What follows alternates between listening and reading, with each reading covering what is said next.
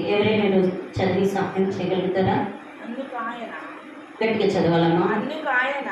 అందుకు ఆయన నీ పూర్ణ హృదయంతో, నీ పూర్ణ ఆత్మతో, నీ పూర్ణ మనస్సుతో నీ దేవుడైన ప్రభువుడు నీవు ప్రేమింపవలనని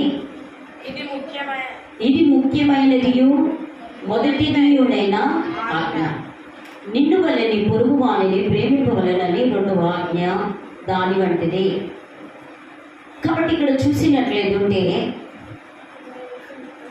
ఇక్కడ సద్దుకయ్యులు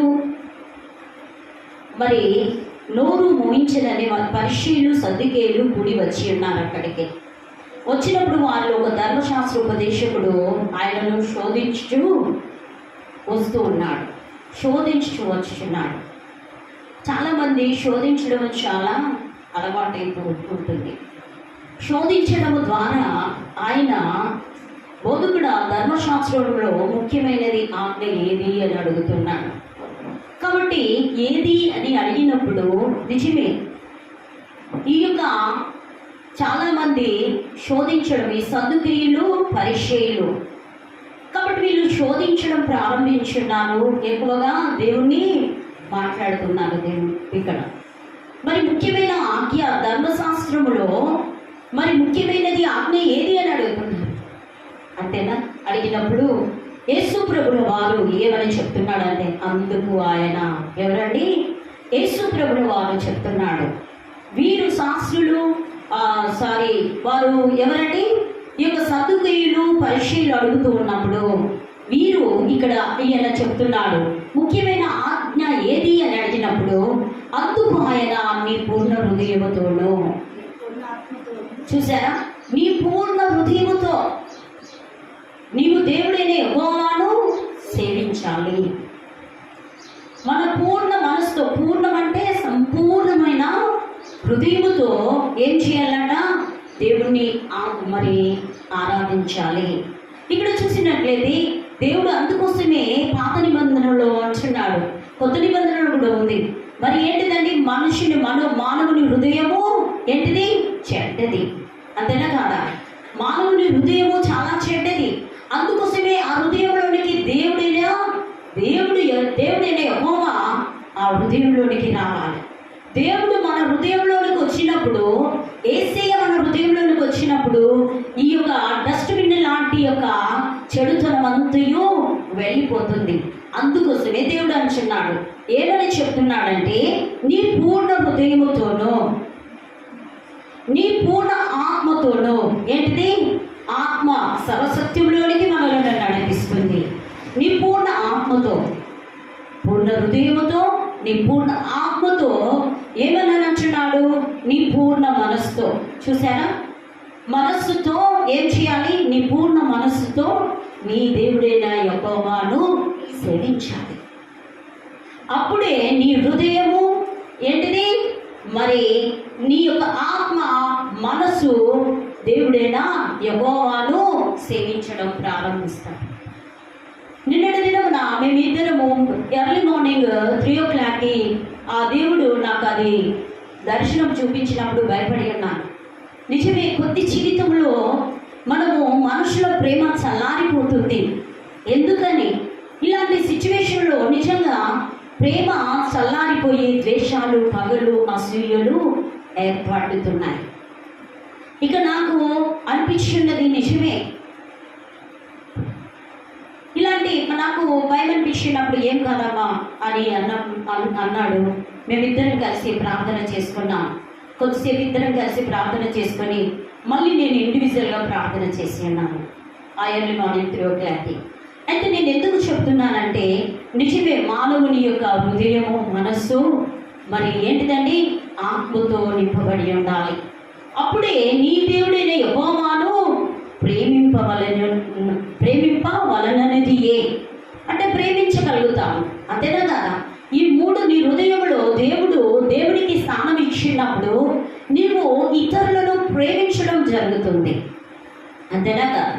ఎవరినైనా కానివ్వండి, ప్రేమించడం, ఎలాంటి ఎనిమినైనా కూడా ప్రేమించడం ప్రారంభిస్తాం. ఎందుకంటే ఈ యొక్క పూర్ణ హృదయంతోనూ, పూర్ణ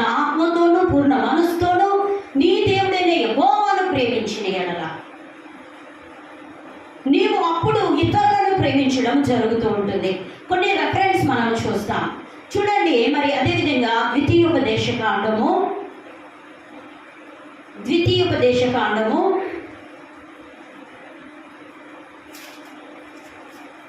6వ అధ్యాయము 5వ వచనం చదువు.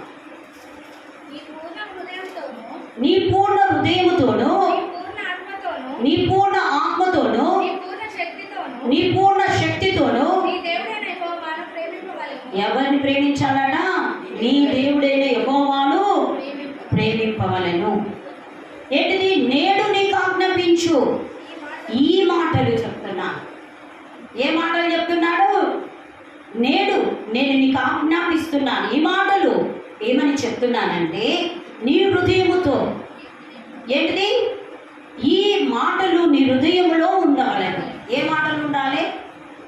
నీ పూర్ణ మనసుతోను, నీ పూర్ణ ఆత్మతోను, నీ పూర్ణ శక్తితోను నీ దేవుడైన యెహోవాను ప్రేమించాలి. ఎప్పుడైతే దేవుడైన యెహోవాను నీ హృదయంలో ప్రేమించడం జరుగుతుందో, నీ ఇతరుల పట్ల ప్రేమ అనురాగాలు మరి ఏంటిదండి వెదజల్లుతూ ఉంటాయి.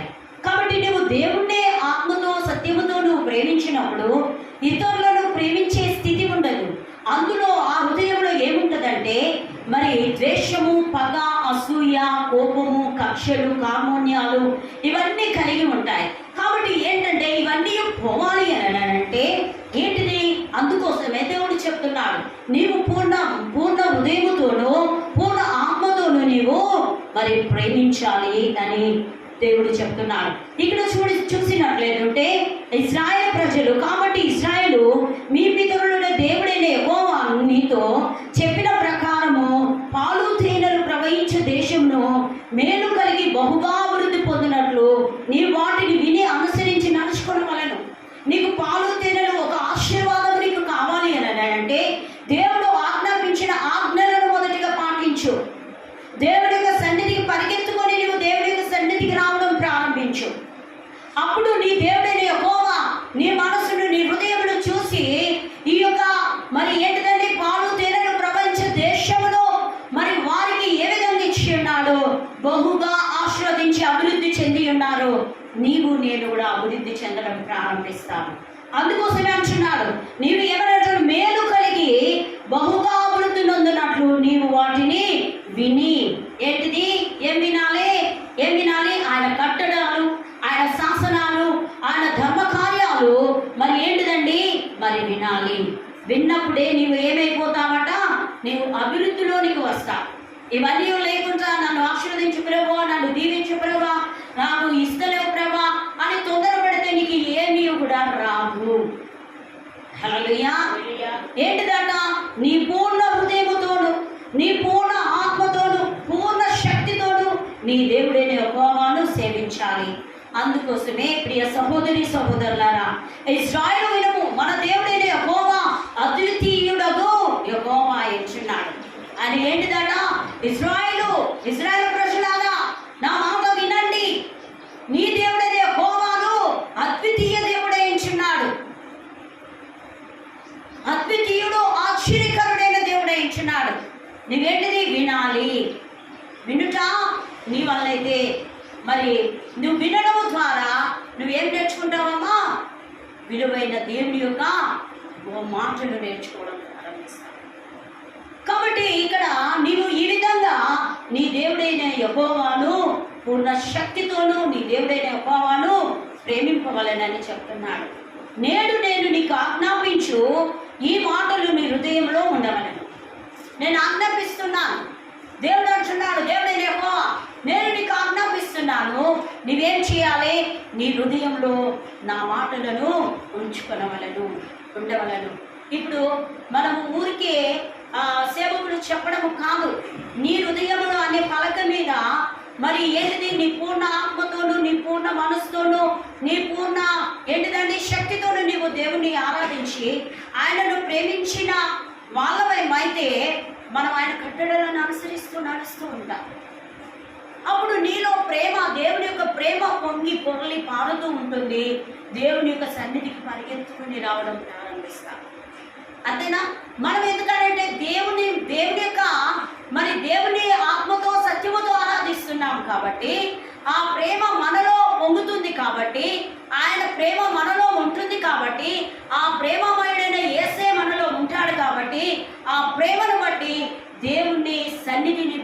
ఆరాధించడం ప్రారంభిస్తాం.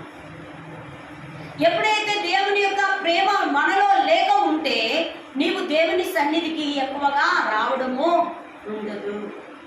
ఎందుకంటే నేను ప్రేమిస్తున్నానంటే అది తప్పు మాట. అంతేనా? ఒకసారి నీవు ఆలోచించు. ఏంటిది? How much do you love మీ అని దేవుడు అంటాడు, దేవుడు యేసయ్య అంటాడు. అంటే నేను నువ్వు ఎంతగా ప్రేమిస్తున్నావు అంటే నేను శిలువ మరణమవునంతగా నిన్ను నేను ప్రేమిస్తున్నాను అంటాడు. పేతురును కూడా అడుగుతాడు, డూ యూ లవ్ మీ, నన్ను ప్రేమిస్తున్నావా, డూ యూ లవ్ మీ అని అంటే, ఏంటయ్యా నీకు తెలియదా నేను నిన్ను ప్రేమించేది? నువ్వు ప్రేమించినట్లయితే నా గొర్రెలను కాయుము, నువ్వు నన్ను ప్రేమించినట్లయితే నా గొర్రెలను కాయుము అని పేతురుతో యేసయ్య చెప్తాడు.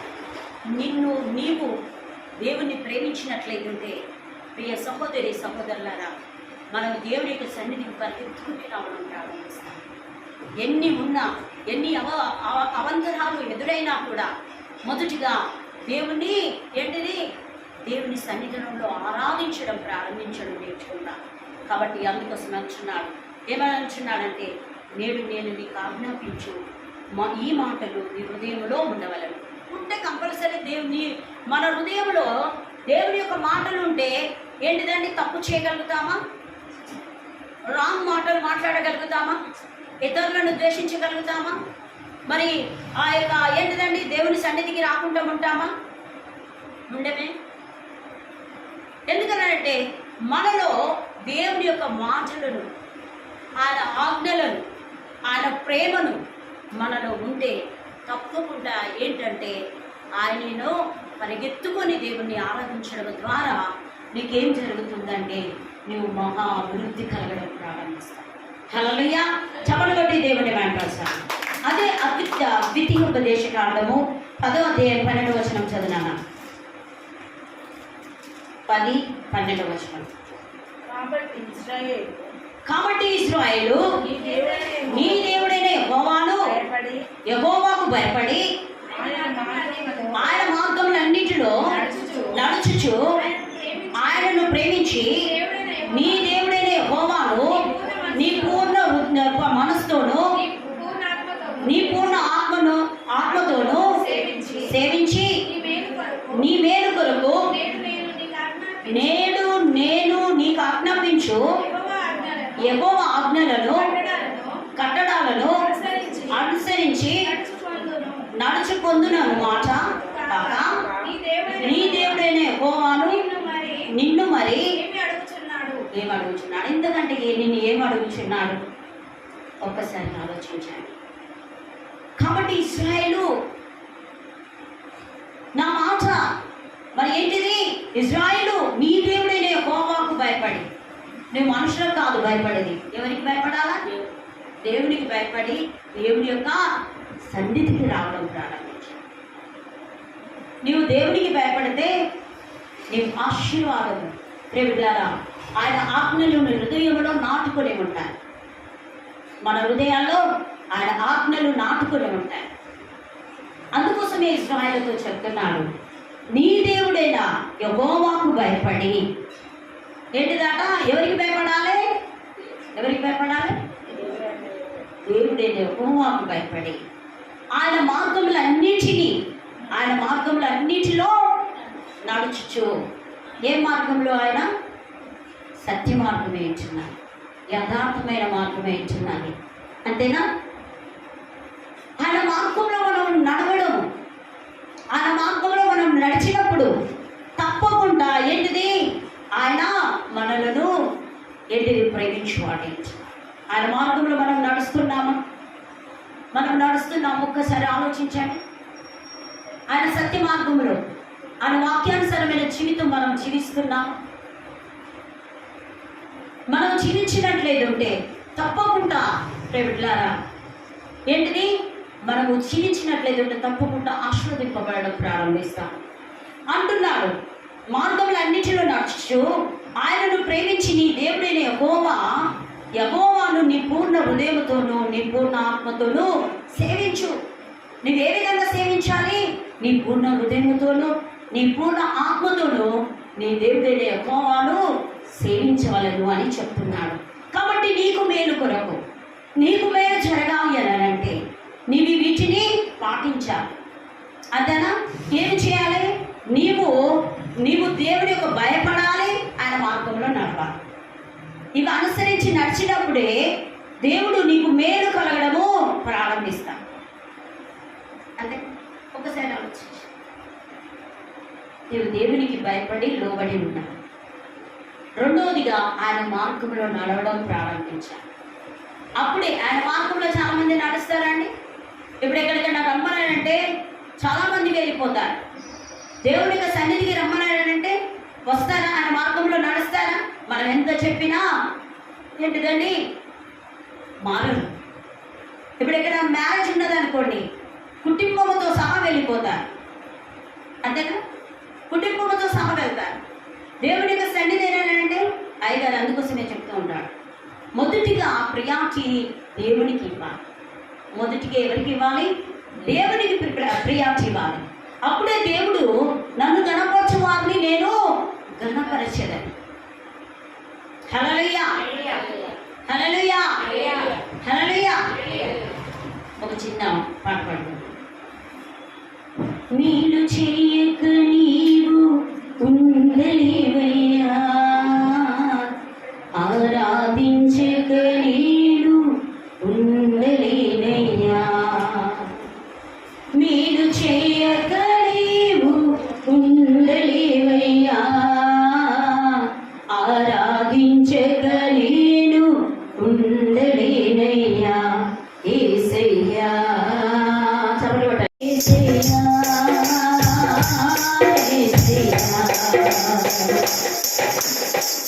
నీళ్ళు చేయక నీవు ఉండలేవయ్యా, ఆరాధించక నేను ఉండలేనయ్యా.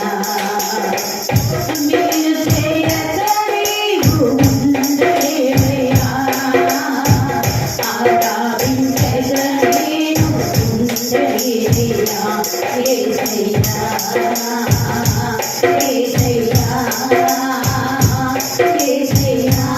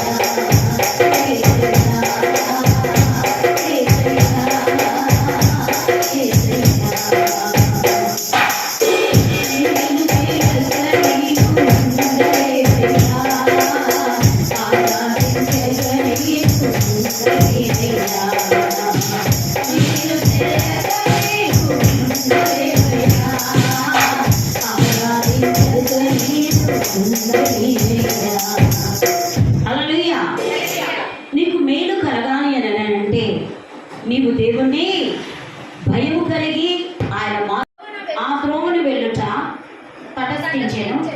ఓకే, అతడు అతన్ని చూచి ప్రక్కకు పోయాను. అలాగుననే లేవియుడు ఒకడు ఆ చోటికి వచ్చి చూసారా, ప్రక్కకు పోయాను. అయితే ఒక సమరయుడు ప్రయాణమైపోవచ్చు అతడు పడి ఉన్న చోటికి వచ్చి అతనిని చూచి అతని మీద జాలిపడి దగ్గరికి పోయి నూనెయు ద్రాక్షరసం పోసి అతని గాయములను కట్టి తన వాహనం మీద ఎక్కించి ఒక పూటకుల వాని ఇంటికి తీసుకొని పోయి అతన్ని పరామర్శించాను. ఇక్కడ ఎవరెవరు ఉన్నారండి? ఇక్కడ లేవీయుడు ఒకడు, సమరయుడు ఒకడు. లేవీయుడు ఏం చేశాడు చెప్పండి, మీరే చెప్పండి. చదవాలి కదా, చదువుతుంటే విన్నారు కదా. లేవీయుడు ఏం చేశాడు? ఒక దొంగ ఒక వ్యక్తిని బాగా కొట్టి ఆ రోడ్డు మీద వేసిపోయి ఉన్నాడు. అయితే మొదటి లేవీయుడు ఏం చేశాడు? చూసి పక్కకు చూసి ప్రక్కన చూసి వెళ్ళిపోయాడు. చాలా మంది కూడా అట్లాగే చేస్తారు. కొంతమంది పాపం మనం వాళ్ళని కాపాడితే కొంతమంది అది చేస్తూ ఉంటారు, కోపం చూస్తుంటారు. కానీ ఏది ఏమైనప్పటికీ కూడా ప్రక్కకు పోకూడదు. నీ పొరుగు వారిని ఏ విధంగా ప్రేమించినట్లు, అంతేనా? ఒకసారి ఆలోచించు. ఈ లేవీయుడు ఏం చేశాడు? చూసిండు అతని గాయాలను, దొంగలు కొట్టిన ఆ యొక్క వ్యక్తిని చూసి వెళ్ళిపోయాడు. కానీ సమరయుడు ఏం చేశాడమ్మా? ఏం చేశాడు? సమరయుడు ఏం చేశాడు? ఏంటిది? జాలి పడ్డాడు. మనం ఎవరి మీదనైనాను ఏం చేయాలి? పొరుగు వారిని ప్రేమించాలంటే ఎవరన్నా బాధల్లో కష్టాల్లో వచ్చినప్పుడు మనం ఏం చేస్తామో? జాలి పడతామా? వినాలి దయచేసి. జాలి పడతామా? ఇప్పుడు ఎవరైనా సమస్యల్లో ఉన్నారనుకో, మనయ్య అనుకుంటామా? మనయ్య అనుకుంటే నువ్వు ప్రేమించినట్లే, మనయ్య అనుకుంటే ప్రేమించినట్లే, అంతేనా కదా? ఏంది అని నువ్వు అనుకున్నావు అనుకో, నీ పూర్ణ ఆత్మ వెళ్ళిపోయినట్టే. దేవుని ఆత్మ నీలో ఉండదు. ఎలా నువ్వు ప్రేమించేది? ఒకరికి ఒకరు హెల్పింగ్ నేచర్ ఉన్నప్పుడే ప్రేమింపబడతాం. దేవుడు మనకు వాక్యానుసరంగా చాలా చెప్తూ ఉన్నాడు. వాక్యము, అందుకోసమే వాక్యం ఏంటిదట? వాక్యమే దేవుడు గాడి, వాక్యమే దేవుడు. ఆయన సత్యము మనలను స్వతంత్రించుకుంటుంది. సత్యం అనగా దేవుని వాక్యమే. మరి కాబట్టి ఒక జీవజలపు ఊటగా నీలో ఉండాలి అని అంటే వాక్యమును చాలా జాగ్రత్తగా చదవాలి. వాక్యానుసారంగా జీవించడము మనం నేర్చుకోవాలి. అప్పుడే దేవుడు ఆయన ప్రేమించడం ద్వారా మన పూర్ణ ఆత్మతోనూ, పూర్ణ మనసుతోనూ, పూర్ణ వివేకంతోనూ, పూర్ణ బలముతోనూ, పూర్ణ శక్తితోనూ ఆయనను మనం సేవించేయడం. ఆయన ప్రేమ మనలో ఉంటుంది కాబట్టి మనం ఇతరులకు హెల్పింగ్ నేచర్గా ఉంటాము, సహాయం చేసేవాడిగా ఉంటాము. ఇక నా పని అయిపోయింది కదా, నేనేది చేసేది అన్న ఆలోచన అనేది నీకు ఉండదు, అంతేనా? ఇక నాకు పని అయిపోయింది, ఇక నేనేం చేసేది, నేను వెళ్ళిపోతాను అని నువ్వు అనుకోవు. ఎందుకంటే ఎవరైనా బాధలో ఉన్నప్పుడు, ఎవరైనా కష్టకాలంలో ఉన్నప్పుడు నీవు ఆదుకోవడం ప్రారంభించాలి. అప్పుడే నువ్వు పొరుగు వారిని ప్రేమించినట్లు, లేకపోతే ప్రేమించినట్లు కాదండి. అంతా నటన లైఫ్, అంతేనా? ప్రైజ్ ది లార్డ్ అంటే ప్రైజ్ ది లార్డ్ అక్కడి వరకే ఉంటుంది. లోపల మాత్రం ద్వేషం ఉంటుంది.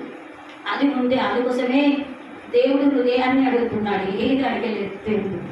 ఎవరైనా నీ పూర్ణ హృదయంతోను, నీ పూర్ణ ఆత్మతోను దేవుడిని సేవించమని చెప్తున్నా. నువ్వు ప్రేమించాలంటే, పొరుగు వారిని ప్రేమించాలంటే ఉడికేనే ప్రేమించవు. నీలో ఇవి దేవుడిని ఆరాధించడం ద్వారా దేవుడు పూర్ణ మనసుతోనూ, పూర్ణ ఆత్మతోనూ, పూర్ణ బలముతోనూ, పూర్ణ వేగంతోనూ, శక్తితో ఇవన్నీ నువ్వు స్తుతించినప్పుడు దేవుని ప్రేమ నీలో ఉంటుంది. అప్పుడు పొరుగు వారిని ప్రేమించడం ప్రారంభిస్తావు. లేకపోతే ఇవన్నీ లేకపోతే, దేవుడు నీలో లేకపోతే ద్వేషము, పగ, అసూయ, కక్ష, కామూల్యం ఇవన్నీ నీలో ఉంటాయి. కాబట్టి ఇతరుల ఏం మాట్లాడు, మనకి మనం ఏం వెళ్ళిపోదాం అంటారు. అంతేనా? నీలో దేవుని ప్రేమ ఉన్నదనుకో, నువ్వేం చేస్తావు? ముందుకు వచ్చి పాటలు పాడుతూ ఉంటావు, ముందుకు వచ్చి ప్లే చేయడం ప్రారంభిస్తావు, ముందుకు వచ్చి ఏదో ఒక పని చేయాలని చూస్తూ ఉంటాం, బైబిల్ చదవాలని అనుకుంటాం, దేవుని పని ఏదో ఒకటి చేయాలని ఆలోచిస్తాం. నీకు ఆ ప్రేమ లేకపోతే వాళ్ళు చెప్పదాకా నేను చేయను, వాళ్ళు చెప్పాలని ఏంటిదండి, దేవుని ప్రేమను బట్టి నువ్వు దేవుని ప్రేమిస్తే నిత్యరాజ్యం నీకు వస్తుంది. అతనే నేను కూడా ఆయనను సేవిస్తే నాకు నిత్యరాజ్యం వస్తుంది. మనం అందరం కలిసి దేవుని సేవించడానికి మనం ఇక్కడికి వచ్చాము. ఏదో వాటిని బట్టి వాళ్ళే చెప్పాలి వీళ్ళే చెప్పాలి కాదు. దేవుడు మనకి ఇచ్చిన పనిని నమ్మకంగా చేయడం ప్రారంభించాలి. అప్పుడే దేవుడు మనల్ని జీవించడం ప్రారంభిస్తాడు. అనేకమైన మెల్ల చేత దేవుడు తృప్తిపరుస్తాడు. ఇక్కడ పొడుగు వాళ్ళు ఏంటంటే, ఇక్కడ లేవీయుడు మాత్రం పక్కకు వెళ్ళిపోయి ఉన్నాడు. సమరయుడు మాత్రం ఏం చేశాడని అతన్ని మరి చూసి అతనికి గాయములను ఉన్నప్పుడు అతడికి ఏంటిదండి జాలిపడి నూనె రాసి, కట్లకు నూనె రాసి అన్ని చేసి మరి ఏంటిదండి ఒక పాస్టర్, ఒక పుట్టుకుల వాడిని అంటే ఒక వ్యక్తి దగ్గరికి, పాస్టర్ దగ్గరికి ఒక ఇంటికి తీసుకొని వెళ్ళి అతన్ని పరామర్శించి ఏమని చెప్తున్నాడమ్మా చూసారా, పరామర్శించి అన్న. ఇప్పుడు ఇద్దరిట్లలో ఎవరు గొప్పవారు? లేవీయుడా, సమరయుడా? ఇప్పుడు తీసుకుపోయిన వాడు గొప్పనా, తీసుకుపోని వాడు గొప్పనా? అంతేనా? తీసుకుపోయిన వాడే గొప్ప. కాబట్టి ప్రేమికులారా, నీ పొరుగు వారిని మనం ప్రేమించాలంటే ఈ యొక్క మత్తయి సువార్త 28 మత్తయి సువార్త 22 అధ్యాయం 37, 38, 39 ఇవే చెప్తున్నారు. ఏమని చెప్తున్నారంటే, మనము అందుకు ఆయన నీ పూర్ణ హృదయంతోనూ, నీ పూర్ణ ఆత్మతోనూ, నీ పూర్ణ మనసుతోనూ నీ దేవుడైన యెహోవాను ప్రేమింపవలెననియే మరి ఇది ముఖ్యమైనది, మొదటి ఆజ్ఞయించిన నిన్ను వల్ల నీ పొరుగు వారిని ప్రేమింపవలెననియే రెండవ ఆజ్ఞయించిన. ఈ ఆజ్ఞలు ఇది నీకు వచ్చినప్పుడు పొరుగు వారిని ప్రేమించడం ప్రారంభిస్తారు. చురుకనగా చూడరు, ప్రేమించే వాళ్ళు ఎలాంటి స్థితిలో ఉన్నా కూడా ప్రేమించడం నేర్చుకుంటాం. అప్పుడు నువ్వు ఇతరులను ప్రేమించడం నేర్చుకుంటే ఇంకొకటి తెలుసా, దేవుడు నిన్ను ప్రేమిస్తూ ఉంటాడు. నిన్ను ప్రేమిస్తే దేవుడు నువ్వు గొప్పగా ఆశీర్వదింపబడడం అవుతుంది.